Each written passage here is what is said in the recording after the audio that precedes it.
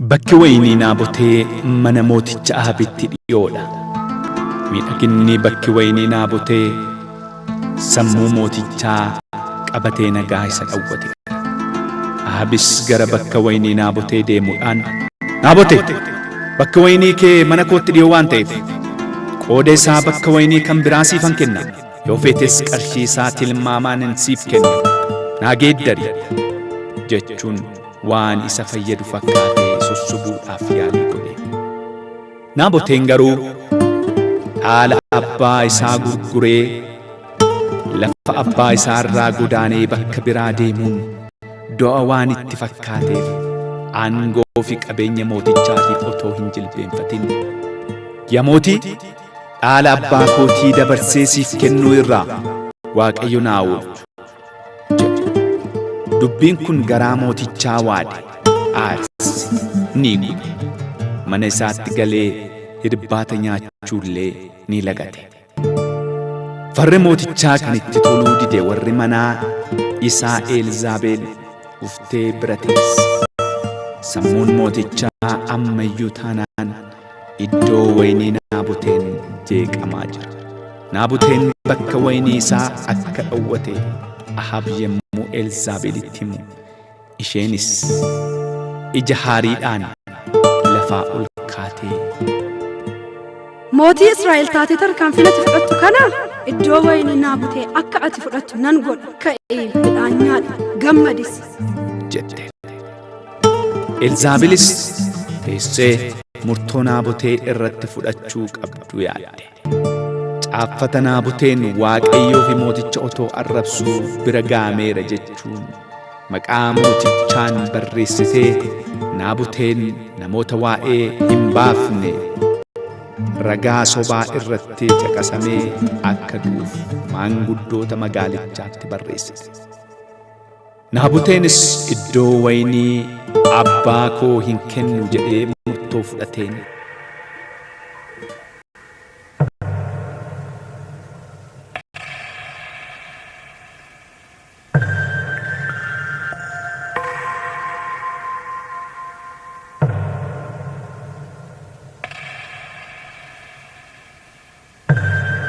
harka warra jal'ootaan dhagaan rukutamee iddoo wayinii isaa irratti du'e.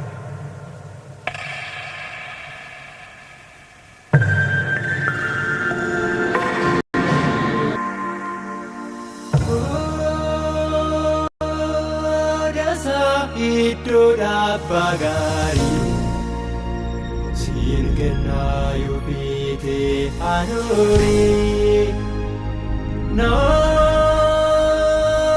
gadhee naabuut iddoo wayinii kan inni baasu na kennaa waan garaa kee.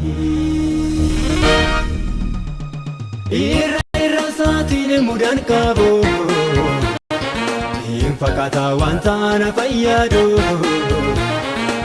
na fayyadu.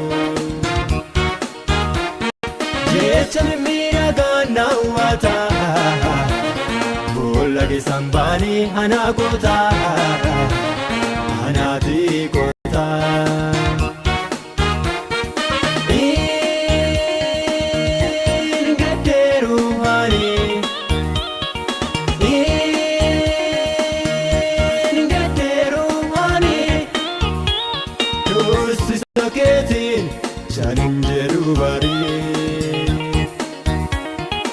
Oda keeti jedhee naaf kenne akkana gadduudha iddoo wayinii koo.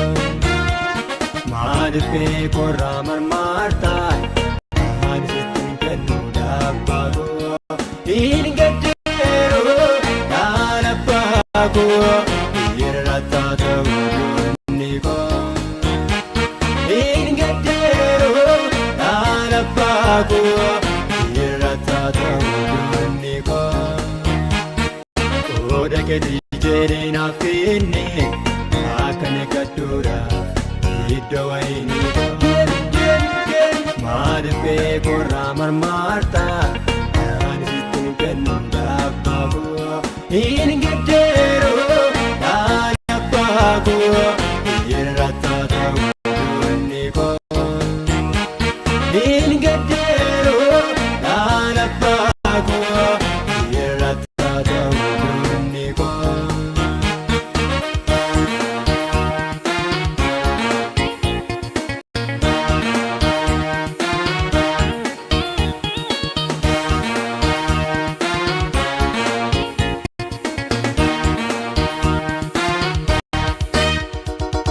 Inna batin deebii mana korraa Aan godhaan hin deemu maasii korraa Lafa abbaa korraa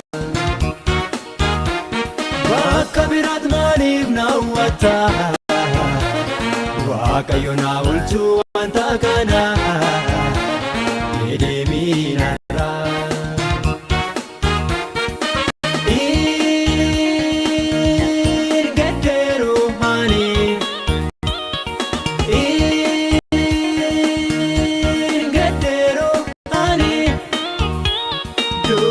Sokeetiin surin jedhu barii Oda gadi jedhee naaf kenne akkana gadduudhaaf iddoo wayinii maaliif kee korraa marmaarta ani sittin kennu dhabbaa koo hin gaddeeru dhabbaa koo irra taata'u yoonni koo In gaddeeru dhabbaa koo irra taata'u yoonni koo Oda gadi jedhee naaf kenne akkana gadduudhaaf iddoo wayinii maaliif kee korraa marmaarta ani sittin kennu dhabbaa koo hin gaddeeru dhabbaa koo irra taata'u yoonni koo hin gaddeeru dhabbaa koo irra taata'u yoonni koo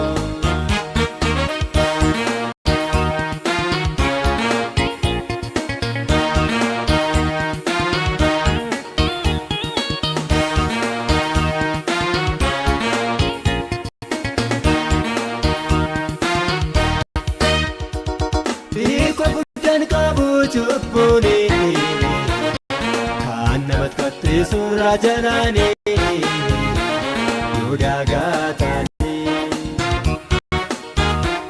Filmaata kaayii yeroo hundumaa qe'ee namaa diiguuti fadeema diiguutiif deema